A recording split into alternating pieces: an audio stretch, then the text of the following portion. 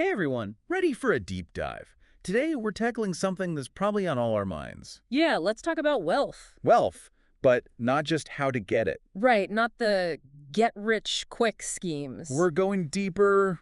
Think how to make sure your wealth isn't, Quietly disappearing. yeah, like what if it's like, Melting away. exactly, like a melting ice sculpture.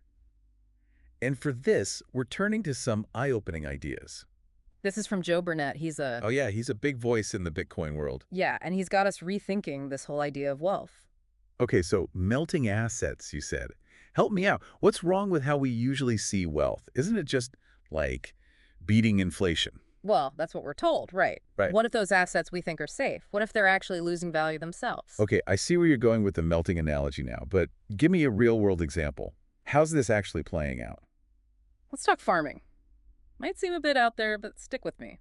All right, I'm picturing overalls and tractors. Surprise me. Okay, so picture this. Back in the 1930s, one American farmer Yeah, could feed about 4 people. okay. Fast forward to today, that same farmer Yeah. can feed 155 people. Wait, 155 people from what one farmer could do back then? It's mind-blowing how much more productive we've become. That's insane. But okay, so we're more efficient. Hmm. How does that tie back to my money melting? So think about the US dollar, Okay.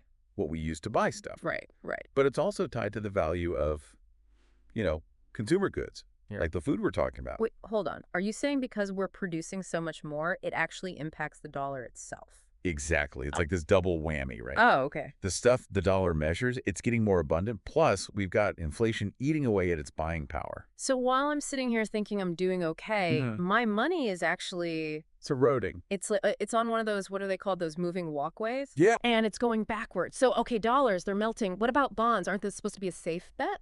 They're seen that way, yeah. But a bond, Yeah. it's basically a promise of future dollars. Yeah. And we just talked about those future dollars. It's like they're handing me an ice cube that's already half melted. Oh, okay, so what about gold then? Gold has to be safe, right? Gold's been the safe haven for centuries. Right. But even gold, it isn't totally immune to this melting. Okay, how so? Think about it.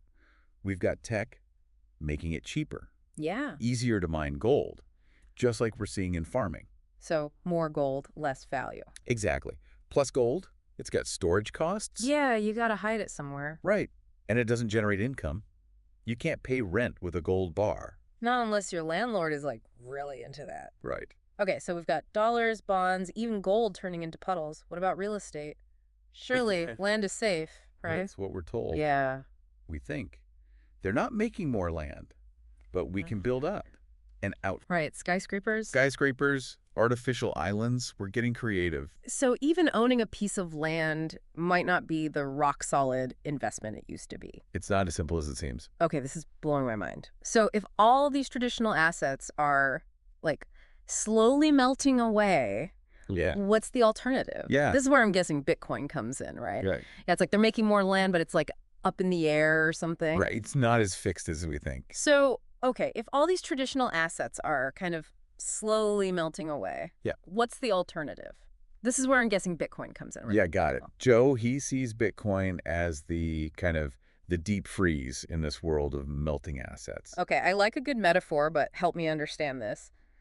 Why Bitcoin? Isn't it just this, like, techie thing? The price goes up and down like crazy, right? People think it's this risky thing. Yeah. And yeah, the price can be volatile, that's true. But in the short term. yeah, exactly. But it's what makes it so interesting is this underlying value proposition. Value proposition. See, there's that jargon again. Explain it like I'm 5 years old. Okay. Imagine something that's digital, but also scarce. Okay. You can't just print more of it, and there's a fixed amount. It's all set by its code. Okay. That's Bitcoin. It's like digital gold, but even more limited. So it's like they found this finite amount of gold, but instead of it being buried underground, it's all secured by this invisible technology. You're getting it. And that scarcity, it's built in. That's what makes it different from the assets we've been talking about, the ones that are always being inflated or somehow losing their value. I'm starting to see why people get so excited about this, but isn't there like a whole other side to this Bitcoin thing, like the risks, for example? Sure, there are risks. What about all the energy it uses? And isn't it used for illegal stuff too? You're right to bring those things up. There are definitely risks, just like with any investment, really. Yeah. But we've got to look at those risks, objectively. We have to hear both sides. Okay, so hit me with it. What are the big concerns that people have about Bitcoin, and what does Joe say about them? Okay, let's start with regulation. Bitcoin's out there. It exists outside of that traditional financial system. Right, which makes some people nervous. Exactly. It can feel like the Wild West. It does. It's like no sheriff, no rules. How do you even know what's what? Yeah, and that's part of what's so appealing to some people, Yeah, right? right. But it also creates a lot of uncertainty. Sure. Joe acknowledges this, but he also points out that Bitcoin is actually more transparent than a lot of people realize. Really? Yeah, because every single transaction, it's recorded on this public ledger. It's called the blockchain. So it's like a public record of every Bitcoin transaction ever? Exactly. And it's traceable, too. So that Yeah. makes it harder to get away with anything shady. That's good to know. Okay, but what about the environmental concerns? I've heard that Bitcoin mining uses up a crazy amount of electricity, like as much as entire countries. That's something we hear a lot. Yeah. It's true. Bitcoin mining uses a good amount of electricity, Okay. but there's more to it than that. Okay, tell me more. Here's the thing. Bitcoin miners, they actually want to use the cheapest and most efficient energy sources they can find. Really? Why is that? It all comes down to incentives. They're basically in this race against each other to solve these super complex math problems. Uh-huh. And the faster they can do it, the more Bitcoin they earn. So the cheaper their electricity is, the more profitable they are. And a lot of times the cheapest electricity comes from renewable sources. Exactly. And that's exactly what we're seeing. Yeah. Miners are setting up shop in places with a lot of hydroelectric or geothermal energy. So Bitcoin mining could actually end up driving the adoption of green energy. That's not what I was expecting. It's a complicated issue, but it shows why we need to look beyond the headlines. We need to understand the technology, how it actually works. This is a lot to process. It seems like with Bitcoin, it's all about like peeling back the layers and seeing what's really underneath. That's a good way to put it. Joe's big message is, we need to question our assumptions about wealth. Don't just assume that the old ways are the only ways, or even the best ways. It's like we're all stuck in this melting ice castle, but there's this whole new world out there just waiting to be explored. Exactly. But it can be intimidating to take that first step outside those familiar walls. I hear you. Change can be scary, but it's also exciting. Yeah, that's true. And Joe's work, it's like a roadmap for navigating this new world.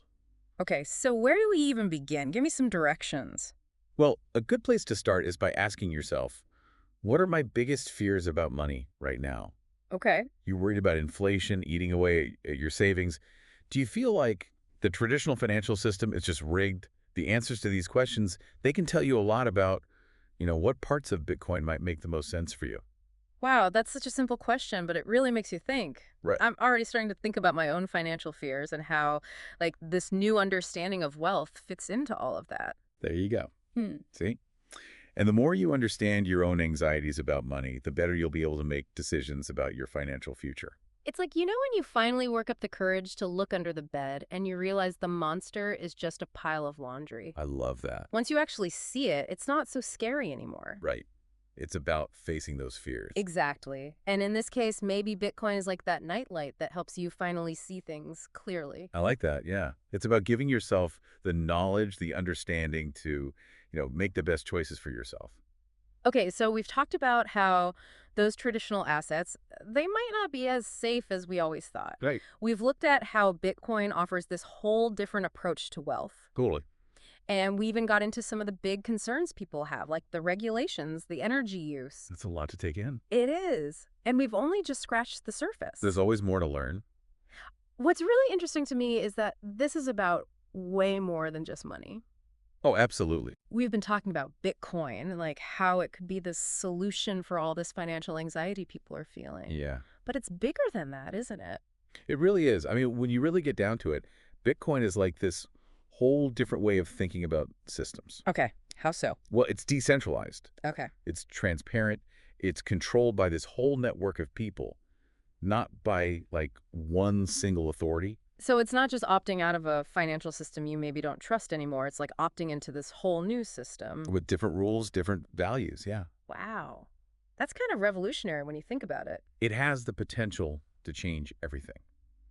Not just how we think about money, but even power, governance, even trust. It's like we're at the very beginning of like a whole new chapter in human history, Yeah. and Bitcoin is just the first page. And like any good story, who knows what's going to happen next? That's why we got to stay Stay curious, informed. stay engaged. Ex- Well, on that note, I think it's time to wrap up this deep dive. But before we go, I want to leave everyone with one last thought to chew on. Go for it. So, if this is really the start of something big, if Bitcoin really can change the world, what role are you going to play in all of this? Are you going to be a spectator, just watching from the sidelines? Or are you going to be a participant, actually shaping the future with your choices, your actions? It's something to think about. It really is. It goes way beyond just Bitcoin or any one investment. It's about taking control of your own financial life, Educating yourself, yeah. understanding the systems that we're all a part of. And deciding what kind of future you want to be a part of. Well said. Thanks for joining me on this deep dive, everyone. Until next time, keep asking those deep questions and keep exploring the world with curiosity and an open mind.